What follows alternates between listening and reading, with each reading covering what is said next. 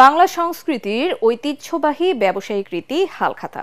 পুরনো দেনা পাওনার হিসেব চুকিয়ে নতুন বছরের প্রথম দিনে নতুন টালিখাতা চালু করা হয় এই উৎসবে। ব্যবসায়ীরা ক্রেতা ও পাওনাদারদের দোকানে আমন্ত্রণ জানিয়ে নতুন করে বাণিজ্যিক সম্পর্ক এগিয়ে নেন। উপহার পণ্যের কেনাকাটায় মিলছে নানা ছাড়। তবে এবার টালিখাতা অতিরিক্ত দাম নেয়ার অভিযোগ ক্রেতাদের। শারফুল আলমের রিপোর্ট।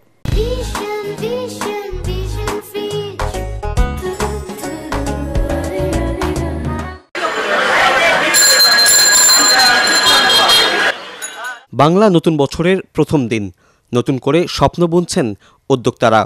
পুরনো হিসেব চুকিয়ে নতুন ব্যবসা বাণিজ্যের পরিকল্পনা তাদের। নববর্ষের রীতি মেনে নতুনের আবহে সাজছে ব্যবসা প্রতিষ্ঠান, দোকানপাট। পুরনো ঢাকার ব্যবসায়ীরা নতুন করে সাজসজ্জায় রাঙিয়ে রীতি মেনে চালু করেন টালিখাতা। আমার অনেক বেশি ভালো লাগতেছে। আমার মামাকে নববর্ষ উৎসবে আমাকে একটা কারেন্ট দুল গিফট করছে। তারা পুরনো লেনদেন হিসাব কিতাব আছে, এগুলো সব মিটিয়ে নতুন করে আবার আমরা মহরত করি। আমরা এই সময়টা আসলে মনে করেন মিষ্টি গিফট থেকে নিয়ে, ঘড়ি থেকে নিয়ে এমন কোনো কিছু না নাই যে ওনারা না দেয়। বকেয়া আদায়ে হালখাতার উৎসবে ক্রেতাদের জন্য রাখা হয় নানা উপহার।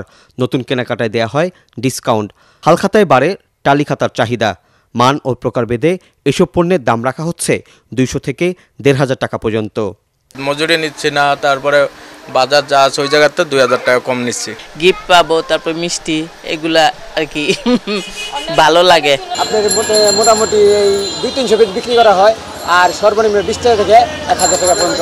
বাংলা পঞ্জিকা অনুযায়ী অনেক ব্যবসায়ী মঙ্গলবার পালন করবেন হালখাতার অনুষ্ঠান। পুরনো হিসাব চুকিয়ে নতুন টালিখাতার মাধ্যমে ব্যবসায়ীরা তাদের হালখাতা অনুষ্ঠান শুরু করেছেন। তারা আশা করছেন নতুন বছরের প্রথম দিনের মতো ক্রেতাদের উপস্থিতি আর কেনাকাটায় উৎসব মুখর হয়ে থাকবে বছর জুড়ে। শারফুল আলম, এটিএন বাংলা, ঢাকা।